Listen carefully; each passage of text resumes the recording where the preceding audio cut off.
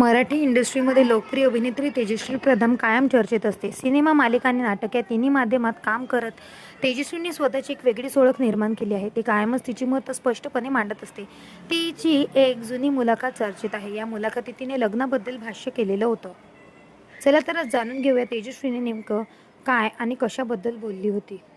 तेजस्वीने Zee Marathi तासाला मुलाखत दिली होती. यावेळी तिला लग्नाचं योग्य तिशीच्या आधी की नंतर असा प्रश्न विचारण्यात आला होता. यावर तेजस्वीने तिचं मत मांडलं.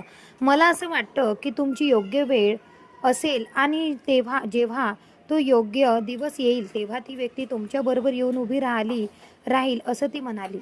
तर लग्नाच्या योग्य वयाबद्दल तिने तिचं मत मांडलेलं आहे. ती म्हणाली की प्रत्येकावर अवलंबून आहे. आजच्या काळात तर करिअर प्रत्येकासाठी महत्त्वाचं झालं आहे. त्यामुळे वाटतं की फार क्वचित लोक 30च्या नंतर लग्न करतात.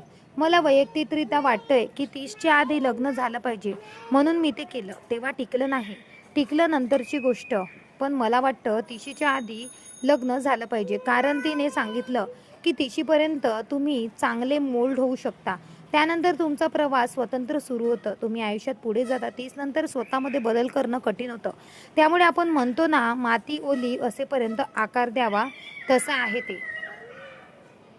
अशा प्रकारे तेजस्वीने सर्वांसमोर आपलं या लग्नाबद्दल मत मांडलेलं होतं.